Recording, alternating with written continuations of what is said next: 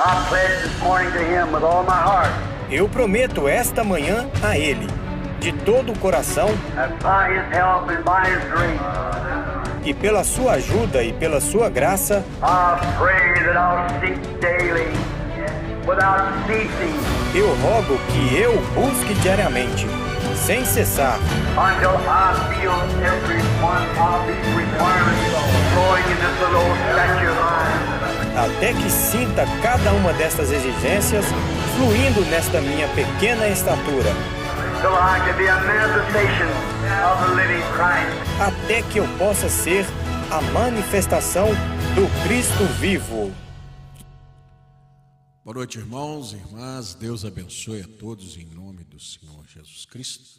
Nós estamos iniciando mais um programa, assim está escrito, pedindo desculpas pelo nosso atraso, mas graças a Deus estamos bem, né? Desejo que tudo esteja bem aí também.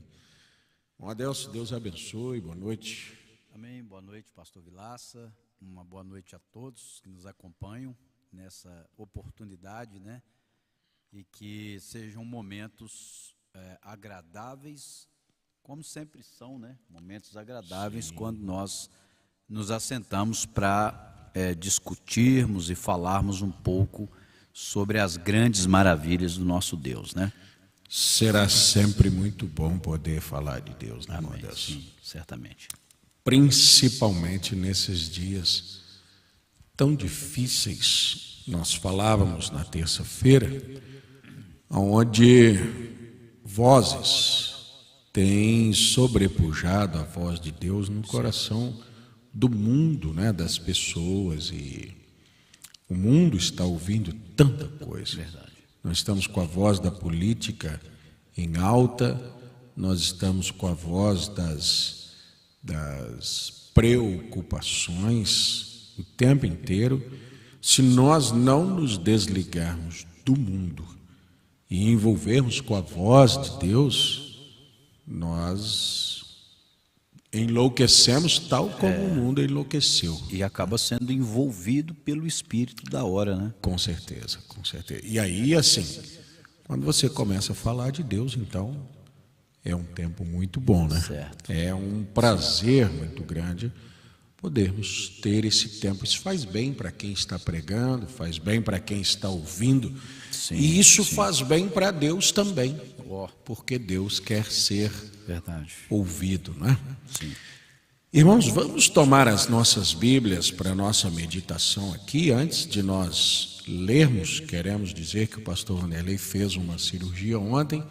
Hoje, por volta de 9 horas da manhã, nós já estávamos indo para casa com ele. Está bem, graças a Deus.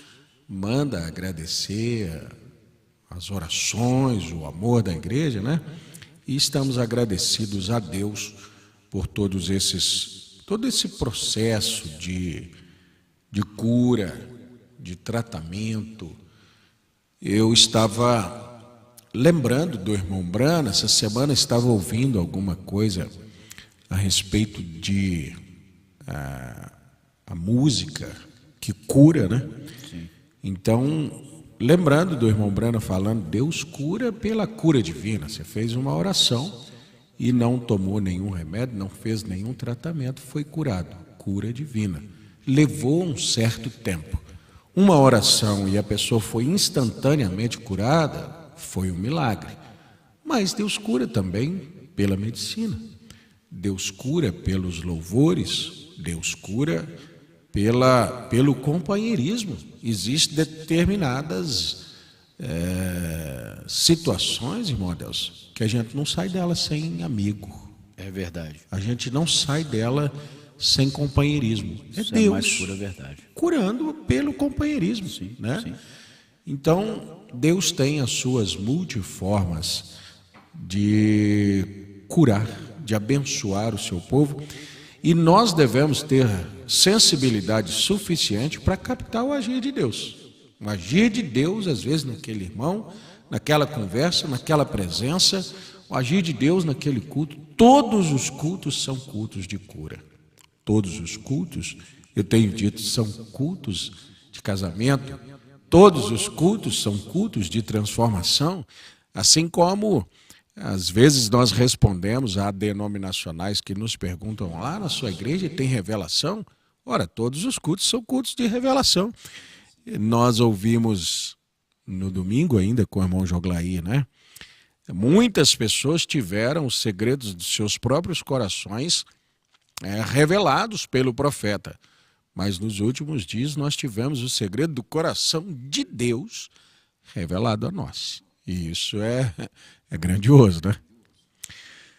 Então, para a nossa base aqui, nós queremos tomar o livro de Ezequiel, capítulo 47, no verso 1 em diante, nós lemos assim: Depois disso, me fez voltar à entrada da casa, e eis que saíam umas águas de debaixo do umbral da casa para o oriente. Para a face da casa, olhava para o oriente, e as águas vinham de debaixo, desde a banda direita da casa, da banda do sul do altar. E ele me tirou pelo caminho da porta do norte, e me fez dar uma volta pelo caminho de fora até a porta exterior, pelo caminho que olha para o oriente. E eis que corriam umas águas desde a banda direita. Saiu aquele homem para o oriente, tendo na mão um cordel de medir. E mediu 1000 côvados e me fez passar pelas águas que davam pelos tornozelos. E mediu mais 1000 e me fez passar pelas águas que davam pelos joelhos.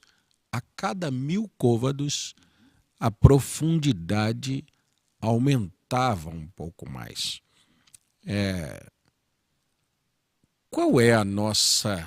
Qual seria a minha condição para me satisfazer?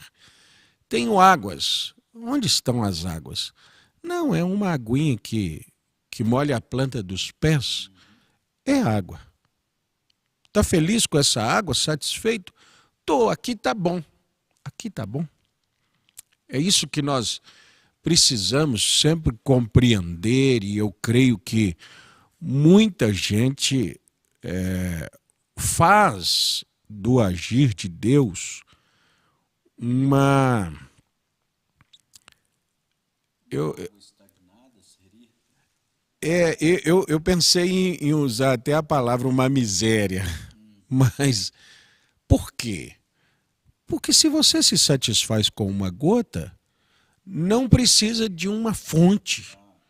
Quantas vezes nós ouvimos o irmão Brana falando assim, eu creio que é uma linguagem pouco usada por nós brasileiros, uma torrente, né? Ele dá a dimensão de um grande esguicho, não há abundância de água.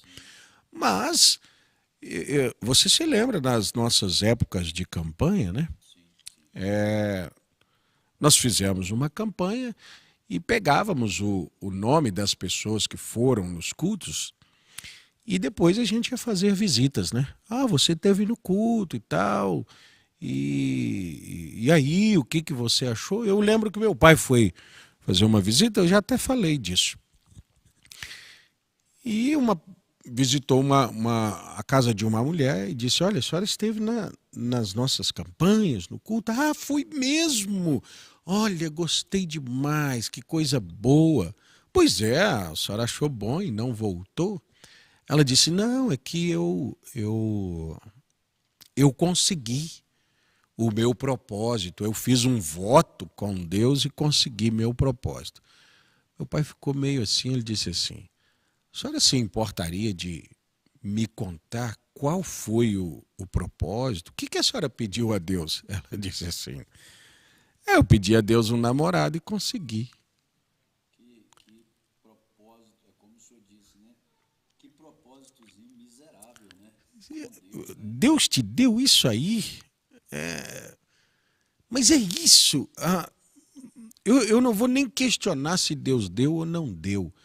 A questão seria, é isso que você busca de Deus? Tão rasinho, Pois é. Mas isso também, irmão Adelso, é muito culpa do que se propaga de Deus. Não é? Tem sido propagado de Deus isso. Deus é um garçom, trabalha numa venda de tem tudo, e poderíamos chamar até de um topa tudo, e o que você pedir, Deus dá. Ora, não. Deus está milhões de quilômetros de conceito longe disso, né? O plano de Deus é muito maior do que essas coisas. Então veja, ele saiu, mediu 1000 côvados, passa lá pelas águas. Senhor, molharam os meus tornozelos, mais 1000 molharam os meus joelhos. E mediu mais 1000 e me fez passar pelas águas, águas que me davam pelos lombos. E mediu mais 1000, e era um ribeiro que eu não podia atravessar, porque as águas eram profundas, águas que se deviam passar a nado, ribeiro pelo qual não se podia passar. Eu estava, creio que ontem, ou na quarta-feira, eu estava comentando com a minha família, quando eu estive em Manaus, e ali tem umas barcas que te levam no encontro dos rios Rio Negro, né, e Solimões. E eu fui. Eu quero ir lá ver aquilo e tal. Só que quando chegou lá no lugar para pegar a barca, e eu vi a imensidão do rio, Amazonas, né? A imensidão do rio e o estado de conservação das barcas, eu pensei assim, não vou mais não. Cancela a minha ida, e realmente não fui. Porque o irmão Brana tem uma visão que ele fala disso, né? Ele pega um barco para atravessar um rio, e aí alguém vem com um barquinho assim, vamos com isso. Isso aí não vai aguentar. Não, vamos lá. Todas essas visões do profeta, elas tinham aplicações espirituais, né? Pessoas que querem aprofundar-se em Deus sem uma estrutura. Eles querem aventurar dentro da palavra, né? Vamos entrar na palavra. O que é a palavra de Deus? A palavra de Deus é um livro para você pegar versos e convencer alguém de alguma ideia. Não. A palavra de Deus, ela é um projeto. Existe um programa de Deus que ele começa a desenrolar dentro dos pensamentos de Deus na eternidade, passa pelo tempo e ele volta para a eternidade.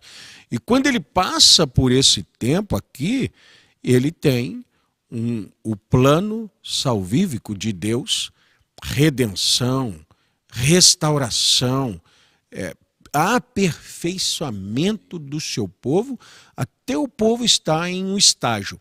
Mas a graça, irmão Adelso, é que Deus dá para nós o exemplo em si mesmo do que ele quer que nós cheguemos. Né? E ele traz os seus mensageiros.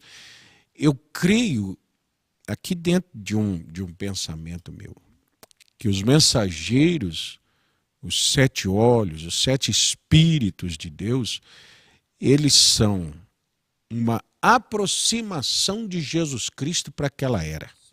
Eu preciso ver Jesus, eu preciso entender como Jesus viveria. Deus traz um mensageiro, põe nele uma plenitude e põe perto de nós para que nós possamos então ter. Aquele é o parâmetro, né? Cada um desses homens, eles tinham exatamente essa incumbência, né? Exatamente. Se aproximar ao máximo daquilo que é o original. Exato. Né? O profeta irmão Brana, ele toma o Pentecostes e é exatamente para onde nós temos que ir. O que era o Pentecostes? O Pentecostes não era um movimento, né? O Pentecostes não era apenas uma reunião, poderíamos dizer, de gritarias e coisas Pessoas desse tipo. entusiasmados, Entusiasmados apenas. Ali era a descida do Senhor Jesus para fazer morada naquelas vidas. Exato. Ele estava preenchendo aquelas vidas. E todas as eras e os seus mensageiros, a base para um homem ter sido escolhido como mensageiro era se aproximar daquele primeiro mensageiro que tinha a totalidade Exato. da palavra. Então, cada um dos que seguiram, eles tinham que se aproximar ao máximo daquele mensageiro, trazendo essa imagem, né, de Cristo para aquele tempo. Eu me lembrei de um testemunho que eu li naquele livro, O Apóstolo dos Pés Sangrentos, Sim. né? Sadhu Sundar Singh. Esse Sadhu era um monge e vestia uma roupa alaranjada, um cabelo grande, uma trança, né? E o Sadhu se converteu ao cristianismo e começou a pregar o evangelho sem mudar a sua aparência de monge.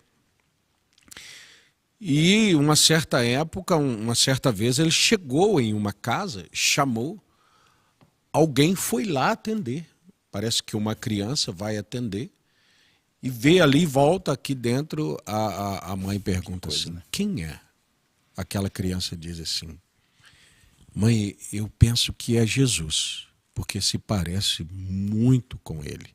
Peraí, mas Jesus nunca teve essa aparência, essa veste alaranjada, nunca teve esse cabelo raspado, uma trança, mas não é isso. Aí você entender que a aproximação, ela não é mudar modos, simplesmente modos nacionais ou familiares, sim. não.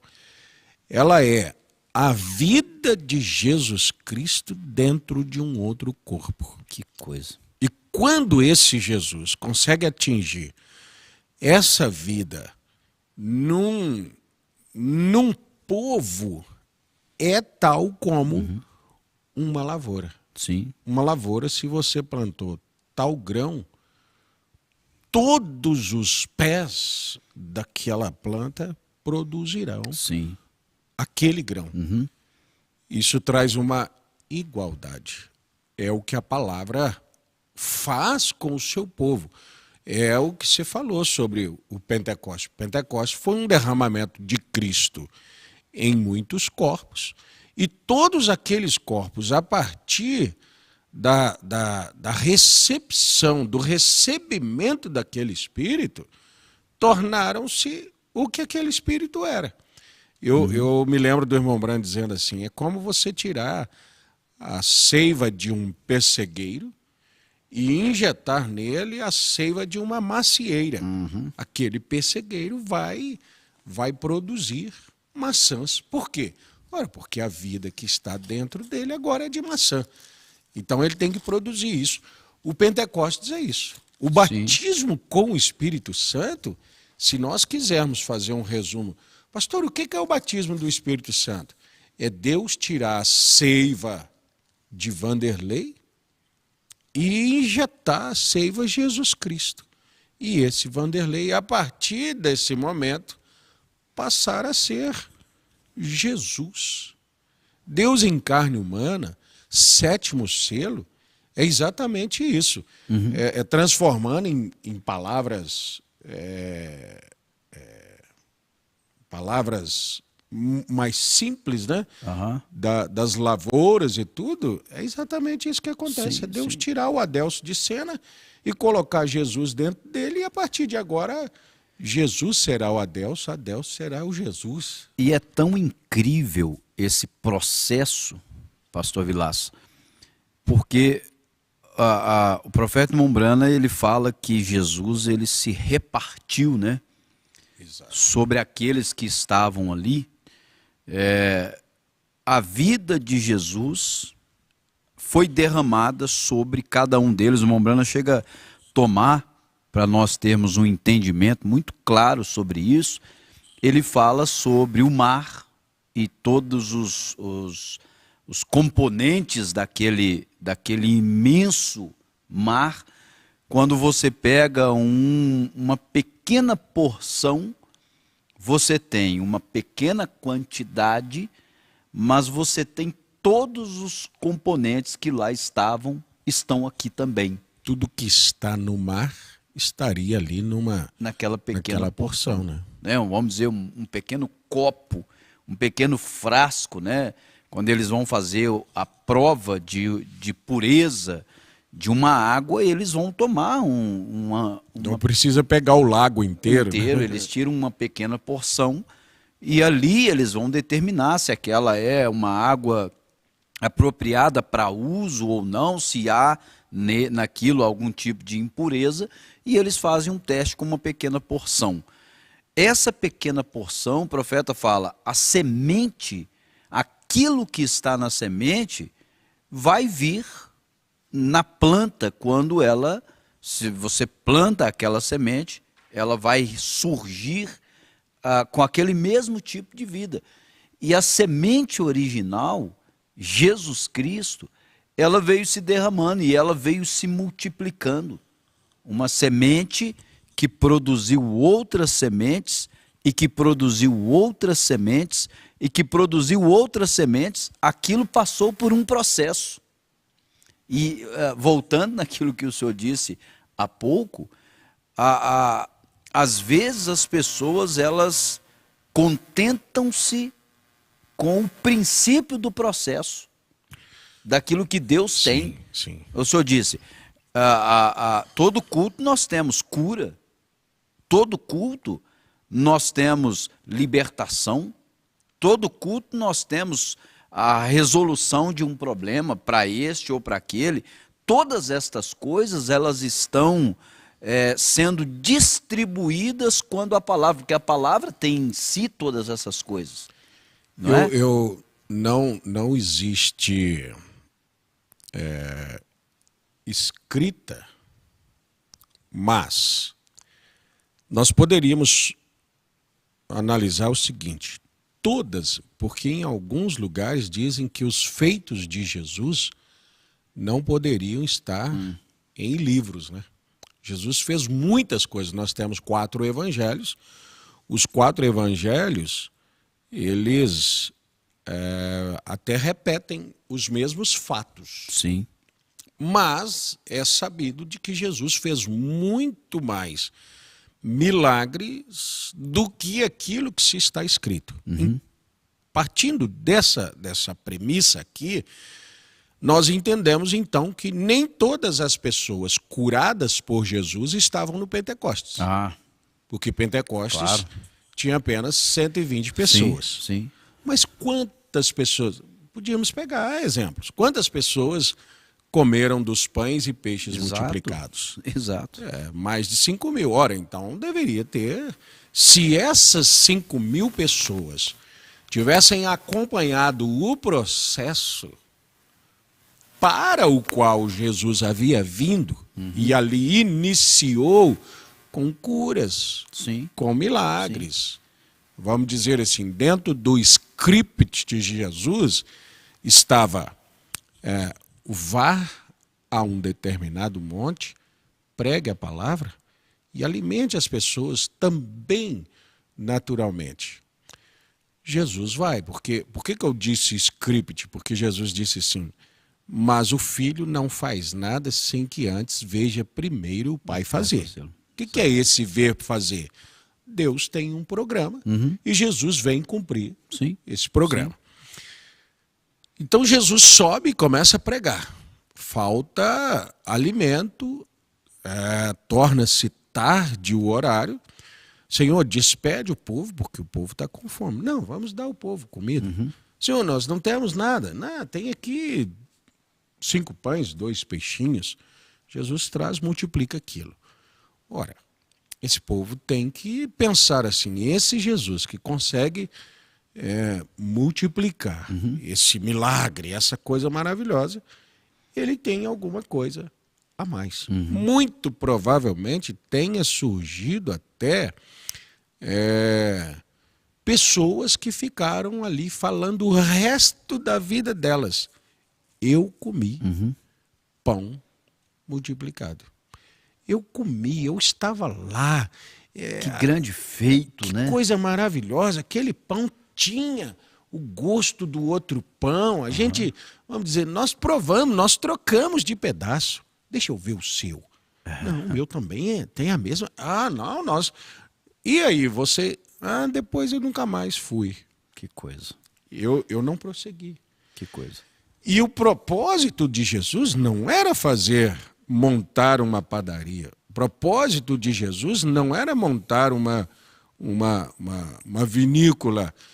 Eu fui no casamento e eu bebi do vinho. Que coisa boa.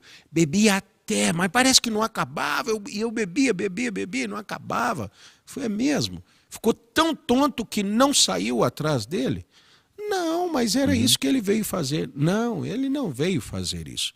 Você observa que Jesus vai até o final, mas quando ele diz, olha, agora eu quero que vocês fiquem em Jerusalém até. Vocês permanecerão um tempo sem a minha presença, mas vocês serão preenchidos de mim. Isso, exato. E olha como que isso é maravilhoso, pastor Vilas. Como que o medo, ele tira das pessoas a possibilidade de serem preenchidas. Exato. Da própria vida do Senhor Jesus. A escritura que nós lemos, ela nos dá essa condição de pensar nisso. Você entrar numa água rasinha, como é gostoso, né? Uma água rasinha, aquilo molha seus pés. Esse foi o primeiro estágio daquela visão que ali estava. Vai, entra na água. Aquilo deu pelos meus tornozelos. Quem sabe uma água bem fresca. As pessoas destacando de Jesus aquilo que elas querem. Apenas, sim. Eu preciso desse pão multiplicado. Eu preciso desta cura de uma lepra. Eu preciso da cura do meu filho. Eu preciso disso, daquilo. Apenas destacou aquilo de Jesus e ignorou toda a imensidão de vida, de benefícios que estavam nele. E veja você, irmão Adelcio, irmãos, que já em Atos, capítulo 3, Pedro já era tão Jesus. Sim. Vê essa expressão? Sim. Pedro já era tão Jesus. Não é que Pedro já desfrutava tanto das coisas de Jesus. Pedro já era tão Jesus que ele diz, o moço pede a esmola, eu não tenho prata e ouro, mas o que eu tenho, isso eu te dou. O que você tem? Em nome de Jesus, levanta e anda. O homem sai levantando, sai andando. Veja, aquilo que ele fazia, Pedro pode fazer. Já pensou ficar só contando? Você não acha que esse Pedro que pode levantar, o homem da Porta Formosa, pode dizer para Enéas, seja curado, a sombra de Pedro poderia passar e curar? Você concorda que Pedro também podia multiplicar pães? Eu creio que sim. Sim. Pedro também podia transformar água em vinho? Eu creio que sim. Primeiro que isso é promessa. Aquele que crê em mim, obras maiores farão as mesmas obras que eu faço e as farão maiores do que essas. Então, o que as pessoas não acompanharam é exatamente isso de chegar a ser ele depois, mas elas ficaram enquanto, vamos dizer assim, enquanto o trigo era vivo, enquanto o trigo não foi lançado à terra, porque João 12, 24 diz, na verdade vos digo que se o grão de trigo caindo na terra não morrer, fica ele só, mas se morrer, dá muito muito fruto. As pessoas conviveram com Jesus. O trigo, Sim. caído na terra, vivo. Ele vem à terra, mas vivo. O profeta Irmão Brana prega: a palavra falada é a semente original. Eles ouviram palavras de Jesus, eles desfrutaram das palavras de Jesus materializadas, mas eles não desfrutaram das palavras de Jesus como semente em si mesmos. E aqui entra o que abençoa uma pessoa que vem ao culto? A palavra Sim. do Senhor Jesus Cristo. O que cura uma pessoa? A palavra do Senhor Jesus Cristo. Mas uma pessoa curada pela palavra, ela não é a palavra. E o propósito da palavra é transformar essas pessoas em palavra também, porque diz o profeta que Deus vem arrebatar uma noiva palavra. E esses últimos dias, o propósito, o projeto de Deus foi trazer das eras, irmão Adelso, porque em um tempo isso amorteceu. Sim. Esse povo que se tornou palavra chega o profeta chama de as eras negras, né? Sim. Chega ali e ela praticamente se extingue. Não tem mais essa igreja que é palavra. Então Deus traz uma restauração. Para quê? Para reiniciar outra vez essa formação dessa lavoura de Jesuses, né? Sim.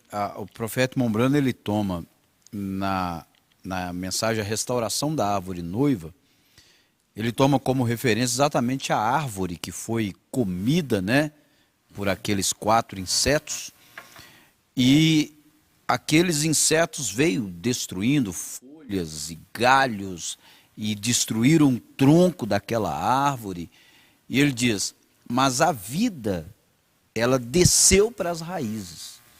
E a igreja, ao longo das eras, desde o Pentecostes, quando o povo saiu, demonstrando que a vida de Cristo estava sobre eles, e eles começaram a ser mortos. Mataram, martirizaram inúmeros deles, os apóstolos, dentre eles, exceto João, que não morreu sendo martirizado, mas todos os outros foram. E os cristãos que vieram com aquela mesma vida, unção sendo demonstrada, eles foram sendo mortos, ao ponto de parecer que havia sido extinguido o evangelho. Essa semente, essa vida, ela desceu para as raízes, poder-se-ia dizer que não havia evangelho.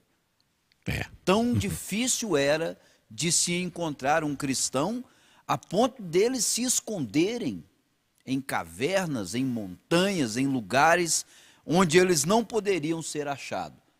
Mas a semente, ela estava ali. Essa semente estava depositada sobre a terra. Nós cantamos aquele hino, né?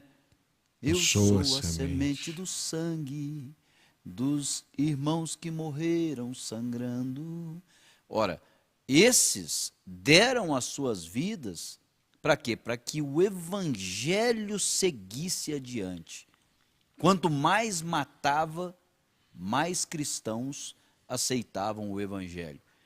E aquilo chegou a um ponto de parecer que havia sido extinguido completamente o evangelho de Jesus Cristo. Parece que eliminamos tudo. Mas essa vida, ela começou a brotar. Exato. Aquela pequena folhinha verde, né? O Irmão Brana, interessante, ele diz aqui na mensagem à era de Sardes, o profeta fala, um certo homem veio perguntar ao Irmão Brana sobre, ele leu sobre o batismo do Espírito Santo, e ele queria entender como alcançar o Espírito Santo, e havia um homem que tinha escrevido um livro falando sobre o Pentecostes, sobre o batismo do Espírito Santo, Então ele diz assim: vamos até ele, vamos perguntar para ele sobre. Aquele homem tinha escrito um livro, mas ele não sabia como. Que coisa. Ele não sabia como, ele próprio não tinha o Espírito Santo, mas ele escreveu um livro sobre aquilo. Então, tomou a história e relatos e tantas coisas, e aquele homem, então, viu a manifestação do Espírito Santo no ministério do irmão Brana. E ele foi perguntar ao irmão Brana sobre o Espírito Santo e como recebê-lo, e aí ele perguntou ao irmão Brana assim: nós temos o Espírito Santo? E aí o irmão Brana disse: vocês estão caminhando para tê-lo, mas vocês o têm potencialmente. Que coisa. E aquele homem ficou tentando compreender, disse: mas como potencialmente? Então o irmão Brana começou a explicar para ele exatamente, tomando como referência uma lavoura. Ele disse: um certo homem veio e arou a terra, preparou a terra, e ele plantou as sementes naquela terra, e ele disse: todas as manhãs aquele homem vinha e olhava a sua lavoura. E por um período, aquela lavoura estava como sempre esteve, arada, mas a semente estava ali. E o profeta irmão Brana disse que uma certa manhã, aquele homem se levantou e veio, e haviam, eu creio que quem já viu, né, um terreno arado, chega a ser feio, né? Um terreno arado, é um monturo de terra, aquela coisa, muitos sulcos feitos na terra, mas uma certa manhã, quando ele veio, haviam miríades e miríades de pequenos pontos verdes. Aí se torna uma cena bonita. É interessante nós pensarmos, irmão Adelso. Sim. Eu creio que você toma um assunto e ele se conecta em outras escrituras. Sim. O Senhor Jesus fala do semeador. Uma semente caiu na beira do caminho. E essa semente, embora tenha potencial de semente, Sim. ela foi comida pelos pássaros. Os pássaros se beneficiaram dela, mas ela não produziu, ela não chegou ao seu propósito. Exato. Outra semente caiu no meio de pedregais e espinhos, aquilo sufocou, não tinha raiz, ela levantou um pouquinho ali e ela morre. Essa semente tem potencial, mas uma semente caiu em terra boa. Aí entra essa questão: o que é uma terra boa? É uma terra que sofreu a ação do preparo. Ela foi cortada, ela foi arada, Sim. passou-se as garras. Se você ver os implementos agrícolas, aquilo é uma covardia, aquilo é uma maldade com a terra. Não, aquilo é um processo necessário, porque a semente pode ter todo o potencial. Se ela não encontrar essa terra preparada, ela não chegará ao seu destino final. Exato. Nós estávamos ontem, ao ouvir o irmão Sérgio pregando, eu lembro que você comentou sobre o Espírito Santo é impotente se ele não tem corpos. Né? Isso, exato. Mas ele é Deus, sim, é Deus com todos os potenciais, porém não é apenas o potencial, é o processo. O processo tem que ser cumprido num passo a passo. Exatamente. O profeta chega a dizer que aquele homem, ele olhou para aquela lavoura e aqueles pequenos brotos ali, e ele disse: graças a Deus pela minha lavoura. Ora, aquele homem tem ali um trigo? Sim e não. Nós conversávamos sobre isso mais cedo. Ele tem e não tem. Ele precisa obedecer o processo. Naquele momento que ele viu, né, aqueles brotos nascendo ali, Ele não poderia gritar aos seus comandados e dizer: corram, vamos fazer a colheita. Ele destruiria toda a sua lavoura. Não era tempo para aquilo. Estava no primeiro passo daquele processo, né? Brotaram ali. E é exatamente como o senhor disse. Você não pode tomar aquele princípio e atropelar as coisas. Você jamais iria ali naqueles belos brotos e diria: vamos fazer pão. Ora, não mesmo. Como pão? Eu tenho uma lavoura de trigo. Não, você tem uma lavoura num estágio. Mas ela deve chegar a um estágio de amadurecimento. Sim. Essa lavoura é a igreja. Sim. Olha, nós temos o irmão Brana, antes dos selos, eu creio que até na mensagem do primeiro selo, ele disse: com o que temos agora não é suficiente para o arrebatamento. A igreja não tem estrutura para isso. Mas lá na árvore noiva, você chegou a falar a respeito da restauração da árvore noiva. O irmão Brana fala algo interessante de nós meditarmos. Ele fala: do mesmo modo que aqueles 4 insetos atacaram essa árvore noiva e a destruíram, Deus envia 4 mensageiros para restaurá-la. A partir de Lutero, você não encontra esses 4 mensageiros. Lutero, Wesley, Elias, que é o irmão Branham, o seu ministério. O 4 é o grão outra vez. Exatamente. O 4 é a própria palavra manifestada. Sim. Daí nós entendemos, vem sim, isso é um estágio dessa igreja. É, claro. Em Lutero nós podemos olhar como Deus olhando ali e dizer assim: eu tenho uma igreja, eu tenho uma lavoura, eu tenho os potenciais dessa igreja. O processo dela, se não for cumprido, ela jamais chegará a ser Cristo outra vez. Mas ali estão todos os potenciais para que ela chegue. Isso vai depender do próximo passo. Exato. A próxima etapa tem que ser cumprida. De igual forma, os cuidados ali para aquela pequena planta, porque no meio dela eu acho que não existe nenhuma plantação que no meio dela não nasça ervas daninhas, Abrolhos e tantas coisas, né? outras coisas para disputar espaço, né? Sim. Para disputar os benefícios que ela receberá o sol, ela receberá A chuva, a os chuva, nutrientes da os terra. nutrientes. Mas é necessário, em meio a tudo isso, uma enxada, Sim. né? Uma capina, um arrancar de muitas coisas, vai passar por isso. E todos os trabalhos numa lavoura, o grande objetivo é exatamente o grão. É a cooperação para esse grão chegar onde ele tem Exatamente. que... O trabalho de Sim. todos ali, nós vemos aí no meio dos homens que plantam, né? Eles trabalham com a aplicação de inseticidas e de tantas coisas para eliminar pragas e tudo. Para quê?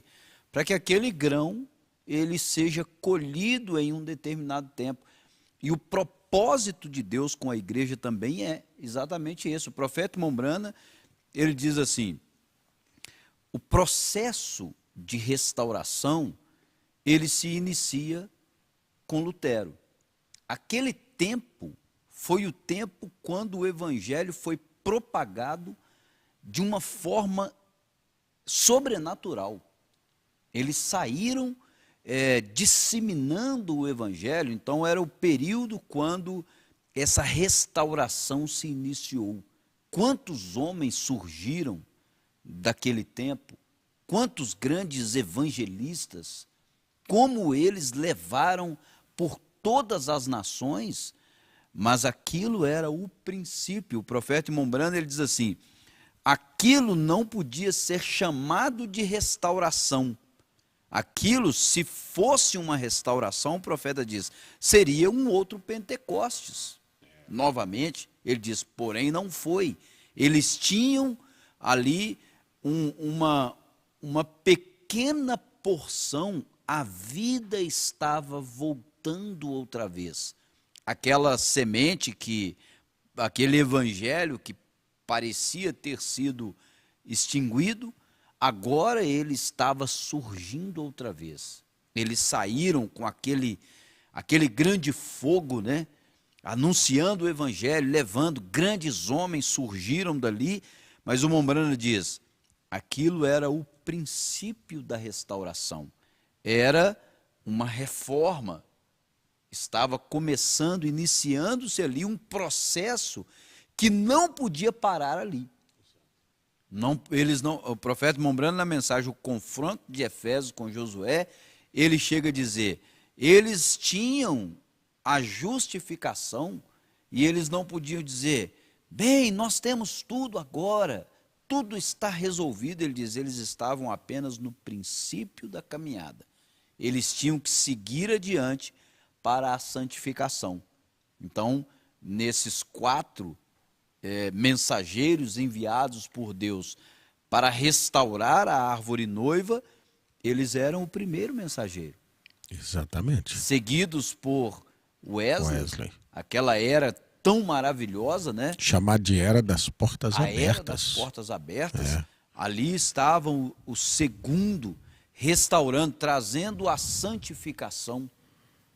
Então nós tivemos o terceiro ali, já o período do Pentecostes.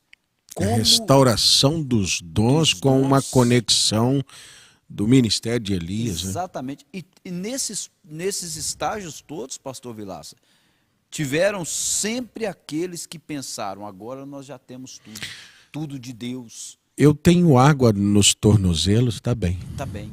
E não estava. E era necessário coragem. Porque à medida que as coisas vão se tornando mais profundas, olha como que Jesus foi abandonado por causa da profundidade do que ele ensinava. Não vivemos nós um tempo de confusão, poderíamos chamar uma guerra. Sim. Apenas pelo falar que havia uma parte mais profunda da palavra, da mensagem. Sim, né?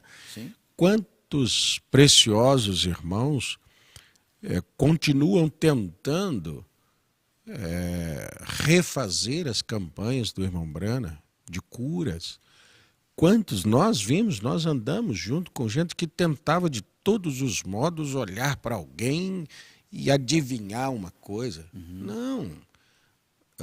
Aquele era um dom, um sinal messiânico para um homem. Não, você, o seu nome, Deus vai me mostrar. E Deus não estava mostrando nada, mas era tentando, e eu creio que é uma sinceridade, é um amor de verdade. Oh, nós precisamos daqueles dias do irmão Brana. Sabe o que é isso? É dizer assim, você está, vamos tomar aqui um milho, que é uma planta muito mais comum para nós, né? A vida está encaminhando ali daquele tronco, daquele caule, para dentro daquela espiga, e a espiga está dizendo assim, ao invés dela dizer assim, eu quero sair e me tornar em belos grãos, eu quero poder voltar um dia para a terra, agora não mais para a terra, mas para o celeiro. Sim. E ela está dizendo assim, eu gostaria tanto de voltar para a árvore. Ela quer voltar para um estágio abaixo.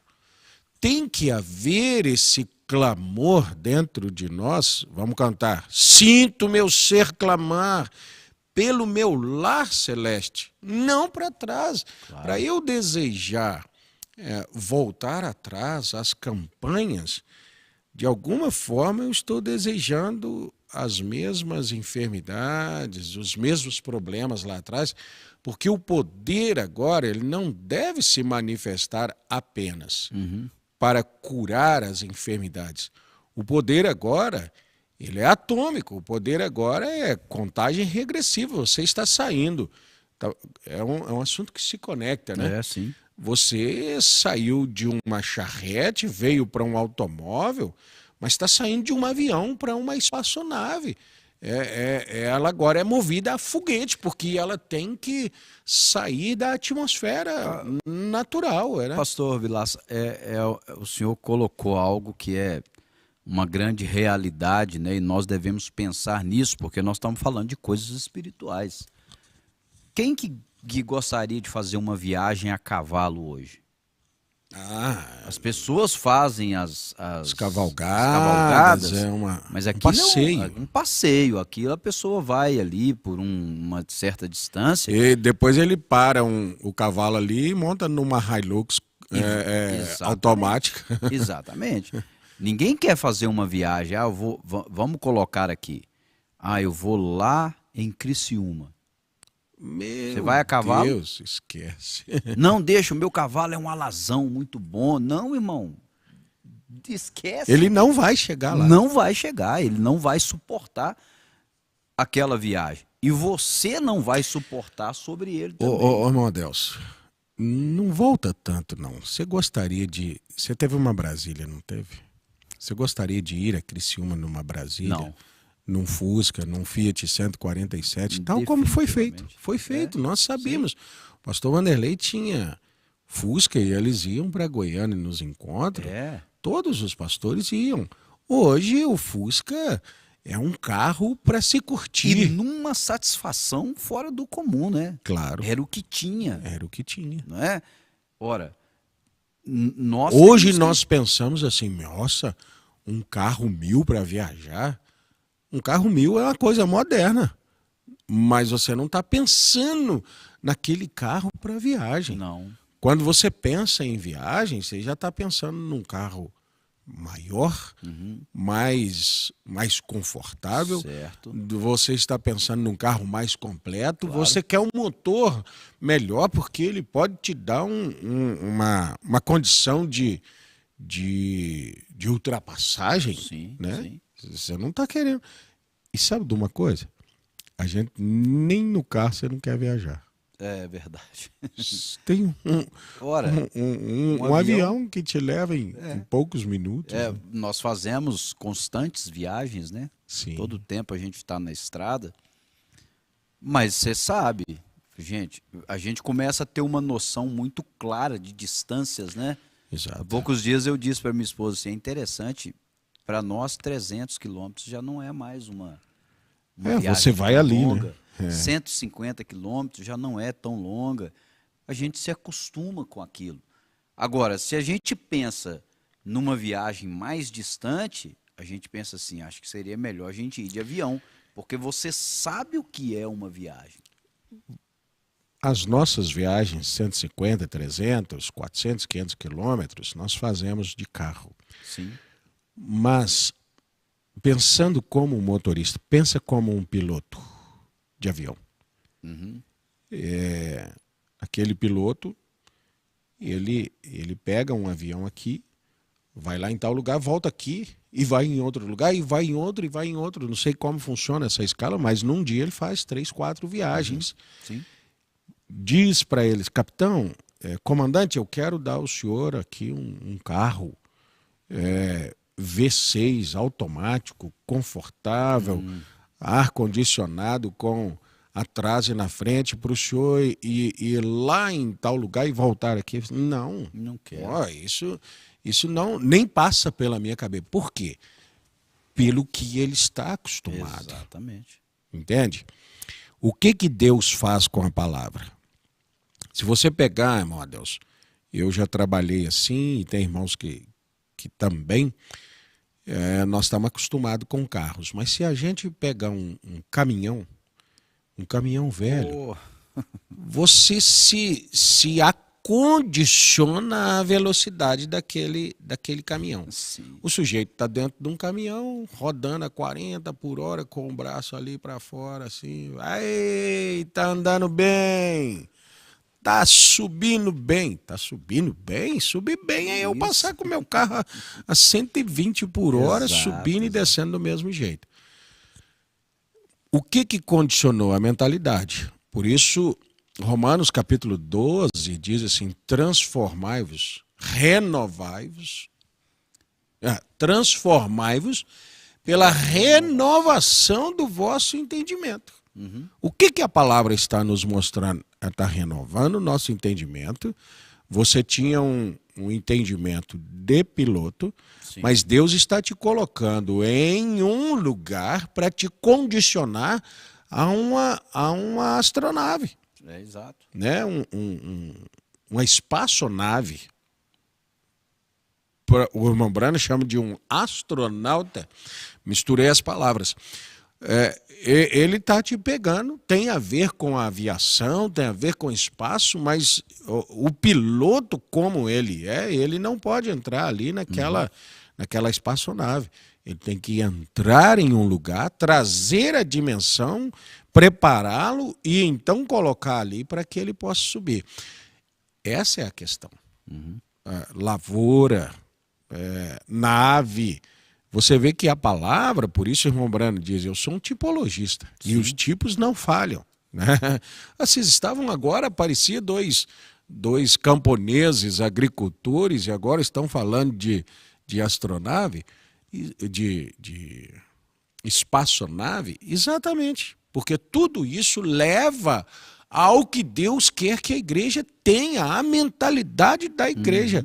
Irmãos, não fiquem parados aí, eu preciso de ser curado. Eu também e todo mundo. Sim. Mas eu preciso sair daqui, porque há uma promessa de um lugar que não tem doença. Que coisa. Então a grande fé não é para ser curado. A grande fé é estar onde não há doença. É nessa dimensão que eu quero entrar. Que dimensão é essa? É um corpo. Podemos chamar esse corpo de nave, quem sabe? É para isso, por isso é que a palavra está trazendo a uma restauração. Por quê? Porque qual foi o grão plantado? Jesus não falava de si mesmo quando disse sim. o grão de trigo? Sim. Sim. E como é que Jesus ressurge? Ele não volta em um corpo que pôde entrar no cenáculo sem abrir a porta, podia estar num lugar e dizer, diga aos discípulos que eu vou estar em tal lugar, e ele estava lá em tal lugar. Não é isso. A igreja não deve chegar a essa colheita. Então, a mentalidade da igreja precisa se transformar com a renovação desse entendimento. Assim, eu estava tentando lembrar a palavra, né, que o irmão Brana usava, e eu de repente me fugiu, mas eu consegui me lembrar. Se você pega a cura, que é uma parte, nós nunca vamos pregar um evangelho que não tenha cura. Isso é parte da palavra. Você não tem como tirar o princípio da lavoura e falar, eu não quero isso, eu vou rejeitar. Não, aquilo é parte daquela lavoura. A pessoa pegar a cura sozinha, ela está pegando o penhor, porque a cura é o penhor de um corpo transformado. Exato. De uma vida onde não haverão doenças, onde nós não nos envelheceremos. Você pega a cura e vai embora. Você pegou um sinal de algo maior e pensa que você tem tudo. Você está indo para uma determinada cidade e encontra a placa. E para na placa. Para na placa e diz, eu estou na cidade. Você não está. Você está no caminho para ela, você precisa seguir adiante. A pessoa é curada de uma situação, se enferma de outra. Sim. Enquanto aqui, sim, não é? Ela cura de um câncer e tem um outro problema. Você não estava... Eu creio que na terça-feira nós conversamos sobre... Quando você foi falar com o moço sobre o dia do Senhor. Sim. O descanso, sim. Né? É, exato. Mas descanso, se você tiver descanso como dia de sábado, domingo você já está cansado. Já tá cansado. Se você tiver descanso como domingo, segunda-feira é o pior dia que existe para todo mundo. Sim. Então não é um descanso. O próprio São Paulo falou disso. Não, se não houvesse um descanso, além disso, Deus não teria falado que vocês não entrarão no meu descanso. Ah, eu folguei sábado. Peraí, mas você acha então que o descanso de Deus é uma folga no sábado? Eu acredito que os nossos próprios cultos, nós começamos falando aqui, é um prazer estar aqui. Oh, sim. Maravilha. Sem dúvida. Mas os nossos cultos são um cansaço. Claro. Claro que Claro sim. que sim. Sim. Cansaço em quê? Ora, irmãos, é um desgaste. Eu sei que Sim. para nós, como pregadores, é um desgaste. A gente sai do púlpito aqui, você sai suado, cansado, esgotado. Mas a igreja também. Isso eu estou falando fisicamente. Ou vocês acham que estar aqui sentado 1 hora falando, que prazer. Um prazer de nós podemos falar das coisas de Deus, mas os pés dói. Eu mesmo eu não consigo ficar quieto, né? As pessoas percebem, eu mexo muito, eu cruzo as pernas, eu puxo um pouquinho para cá, eu puxo um pouco para lá, daqui a pouco a coluna dói, as pernas dói. Ah, eu quero ir embora. Mas vocês disseram que era um prazer estar aí. Entenda isso. Entendamos isso. Tudo aqui na terra é fadiga. Sim. Tudo aqui na terra, Salomão já disse isso, né? Tudo é cansaço. Mas, quando nós estamos falando das coisas de Deus, nós estamos olhando para esse descanso. Nós estamos potencialmente... E é isso que nos faz permanecer. É o olhar para essa promessa que Deus nos fez, que não é, eu tenho dito isso constantemente, não é uma utopia, não é você olhar para uma coisa impossível de ser alcançada. É por isso que nós precisamos do Espírito Santo, porque senão nós paramos pelo meio do caminho. Quantas pessoas já não pararam pelo meio do caminho?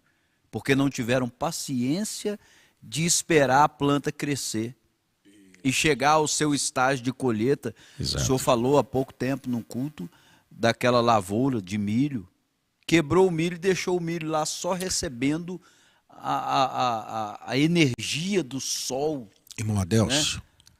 Que imagem feia de um lado, mas que imagem bela para quem sabe o processo. Exato. Porque você passa lá muito mais frequente do que eu. Você passa e não tem nada mais bonito do que olhar um campo de milho assim, verde. Exatamente. Aqueles pés de milho fortes, assim, você olha e ela desce e sobe, parece um mar, ondas, e ele vai longe, perder de vista. Aquilo é muito bonito. Depois você volta ali e enxerga uma lavoura sem vida, uma lavoura seca.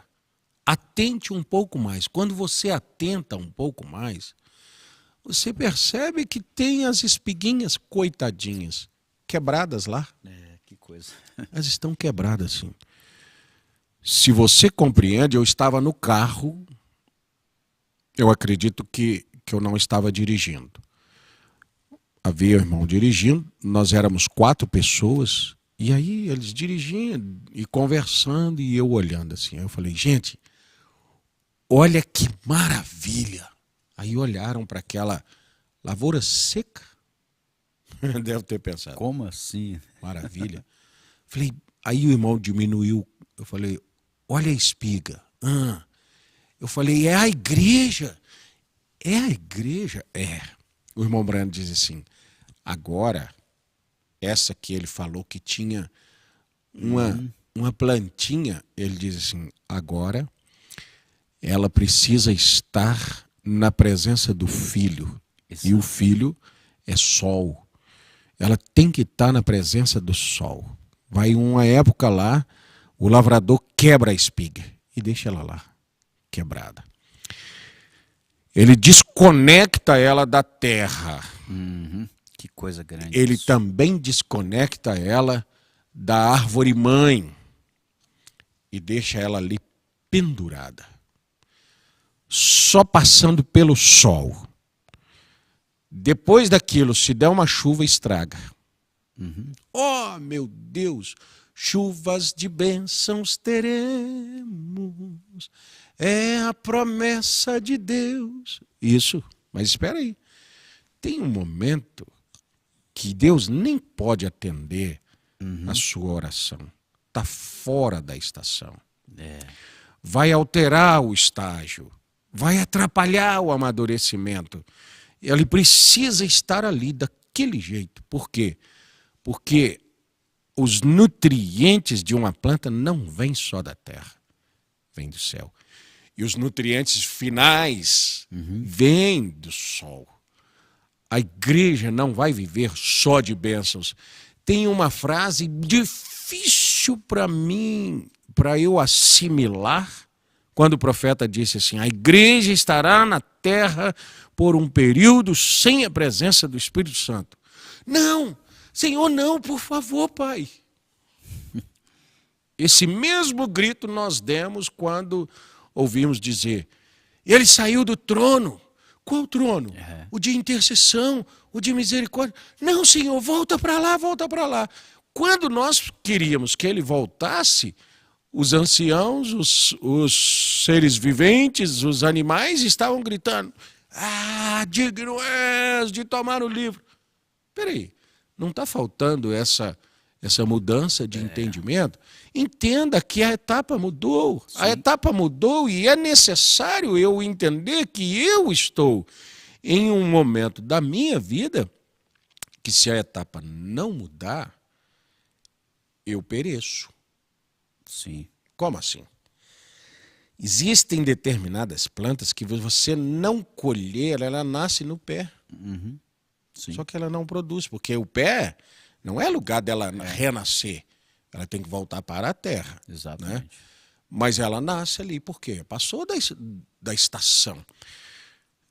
O feijão, por exemplo, você planta o feijão, ele cresce. Daqui a pouco ele enche lá dentro daquela bagem. Ele está lá dentro. Mas você não pode colher e comer. É dia de colheita. Põe a panela no fogo. Não, não pode. Como não? Deixa ele secar. Coitado do feijão lá dentro. Deixa ele secar. Põe lá. E sol. Se chover, perde. Então entenda assim, irmão. Irmã. Pregadores, entendamos uma coisa. Existe um momento nas nossas vidas que nós nem podemos receber, às vezes, aquilo que queremos. Ou, às vezes, aquilo que era acostumados a receber de Deus. Por quê? Porque se receber, vai melar tudo. Então, aquele feijão fica ali e seca, e seca, e seca. Um dia, claro que hoje já não é mais assim, mas um dia, lá vem o lavrador com uma vara. Por que não vai com uma forma mais sutil, né?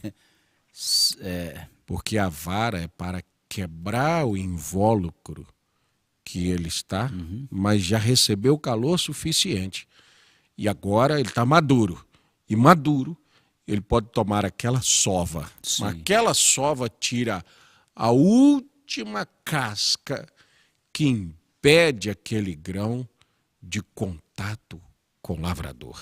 Exatamente. O meu pai é o lavrador. Eu sou a árvore, vocês são as varas. E aquela vara que estiver em mim não produzir bom fruto, ele tira. Que coisa preciosa é você saber assim, a última casca, o último véu que me impede será tirado de mim. Que coisa. Nesse próximo problema. Que coisa. Deus, tire de nós os problemas. Será que Deus vai ouvir isso, hein? Por quê? Porque nós temos que chegar de novo ao grão plantado, né? A palavra original, a palavra falada é a semente. Por isso a mensagem hoje é fazer a igreja entender o poder dessa palavra. Qual palavra? Essa palavra eu, falada, manifestada, é tal como Pedro, o que eu tenho te dou, tal como o Senhor Jesus Cristo falando e as coisas acontecendo, e tal como o grão Aí eu creio que não na restauração da árvore noiva, mas ao nascer do sol, acredito, que o irmão Brando diz assim, e agora, nessas eras denominacionais, Deus faz novamente um óleo movido. O que ele faz? Ele colhe os primeiros grãos e movimenta esse grão diante do lavrador, que seria o adorador, para que a lavoura receba a lavoura receba a influência suficiente para se tornar como esse grão original. E quem foi esse grão? Ele diz assim, esse grão é Malaquias 4, esse grão é Lucas 17. Na vida de quem se cumpriu essa escritura? O profeta. Então, o profeta é aquele grão exemplo. Por isso eu disse que esse mensageiro, ele é um Jesus aproximado de nós. É, claro. Né? Sim. Para quê? Para que nós nos tornemos tal como ele. Exatamente. Voltar atrás negar as etapas, privar-se de amadurecer, é não subir os 7 degraus, é não encontrar-se novamente com o Pai, né? E aqui nós podíamos colocar... Se tornaria uma grande perda, né? Você chega até um certo estágio, desiste pelo meio do caminho e aquilo se perde. Todo o processo para trás se perde e se perde o que viria para frente também, né? Essa não é uma coisa que nós desejamos de forma alguma, né? Nós devemos dizer para a igreja e para nós mesmos, tal como o anjo disse para Gedeão. Vai nessa tua força. Exatamente. Valoroso. Eu? Como assim? O que ele estava fazendo? Batendo o trigo. Sim. Os midianitas não os impedia de plantar e nem os impedia de colher, mas levava a colheita. Que coisa. Um dia Gideão se revoltou com aquilo e falou, não, eu vou bater. Quer dizer, eu vou cumprir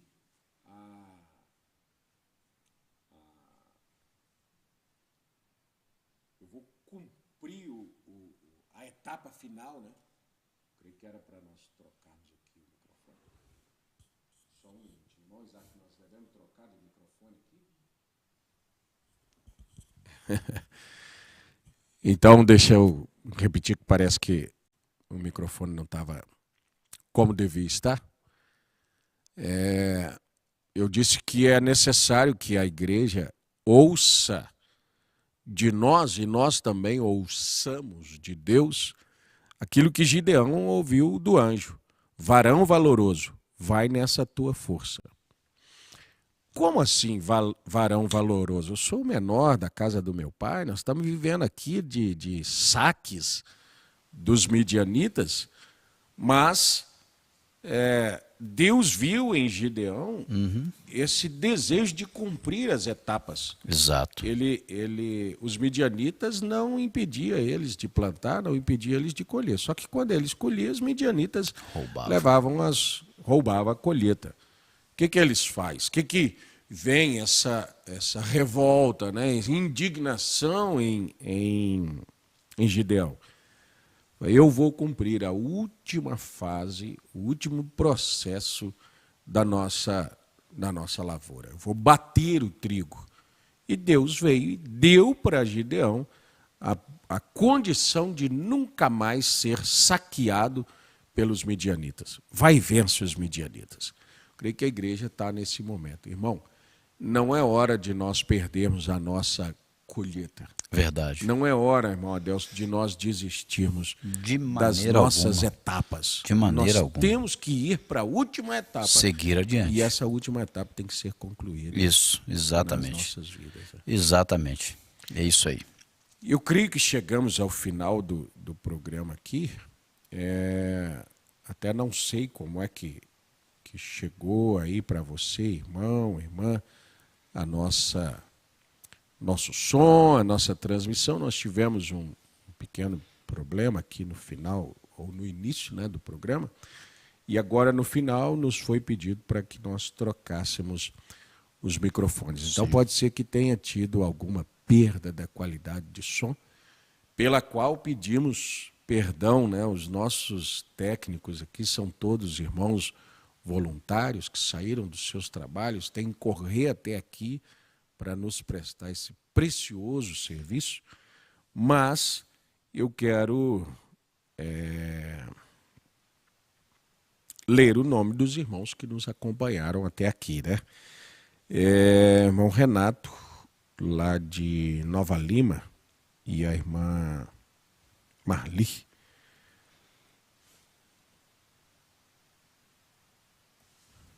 Deixa eu ver aqui. Eu tenho aqui também a irmã Maria José, lá em Fortaleza de Minas. E o irmão Rolf e a irmã Ivanilde em Piracicaba. A irmã Nelita, irmão Guilherme em Belo Horizonte, em Ibirité. A irmã Elza, a irmã Enira, irmão Silvino. Ah, não. Irmão Silvino está viajando. O irmão Luiz da Paixão, ouvindo aqui em Belo Horizonte. Eu tenho a irmã Rosimeire, a Keren, o Júnior, a Sofia. Também tem aqui uma lista de irmãos.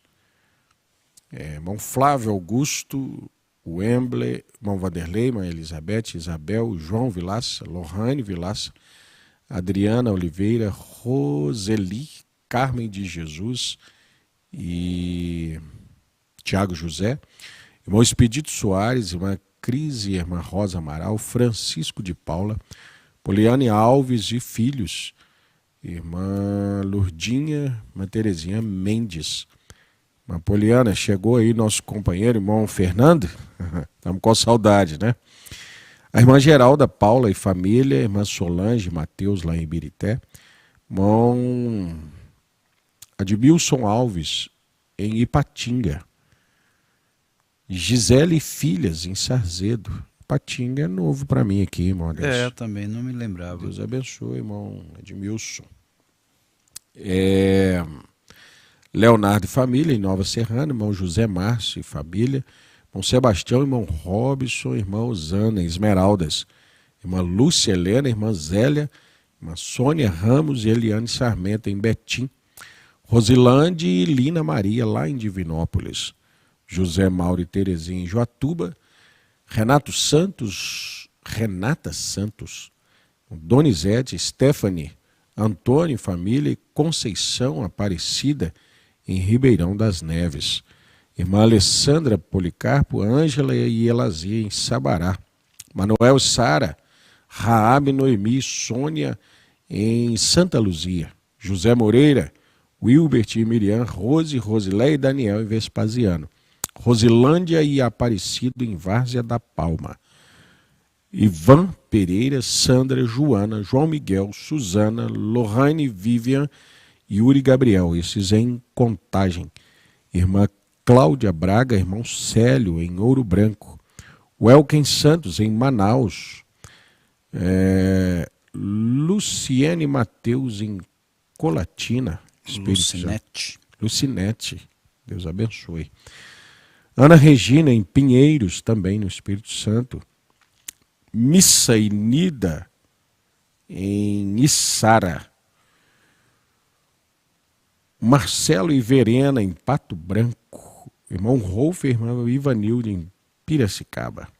Isabel Maertz, na Saxônia, Alemanha. Irmã Vilma, Fátima Oliveira, Fernanda Bittencourt, Avanilde, Maria Helena Oliveira, Isaac Martins, Maria Gomes, Elias Silvério, Genésio Caetano. O Genésio está pedindo oração por ter sido desenganado pelos médicos. Os médicos podem desenganar, mas Deus também não nos deixa enganados. Mas sempre que os médicos dizem não tem mais recurso, nós temos que saber dar resposta divina. É verdade. Não é isso? Nós vamos orar em favor do irmão Genésio.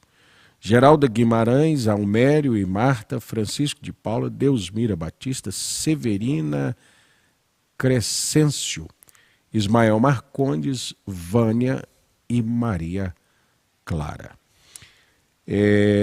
Aos irmãos que comunicam a audiência pelo YouTube, nós solicitamos a gentileza de nos informarem seus nomes e cidade, estado, o quanto antes, um tempo bem antes do término do programa, para que eles consigam fazer aqui uma lista e nos mandar, né? São esses. Deixa eu ver. Sim, a irmã Elaine e as crianças aqui também em Belo Horizonte. Rafael, a Esther e a Manu. É isso então, irmãos. Muito obrigado pela audiência de vocês, a companhia. Deus abençoe grandemente a todos. Oramos para que Deus dê uma oportunidade de vida, esse pedido que nos chegou aqui. Sim, no nome que Deus de possa Jesus. restaurar em nome de Jesus Cristo essa saúde, né? Domingo nós teremos culto de escola dominical. Então, 9 horas da manhã, nossa transmissão. Para os irmãos que estão aqui, são do ministério, bem-vindos, né? Mais um culto na presença de Deus. Irmão Adelso, Deus te abençoe. Obrigado pela companhia. Amém, pastor Vilaça. Deus abençoe o senhor também e Deus abençoe a todos que nos acompanharam. Sexta-feira, se Deus quiser, mais um programa. Assim está escrito. Até lá.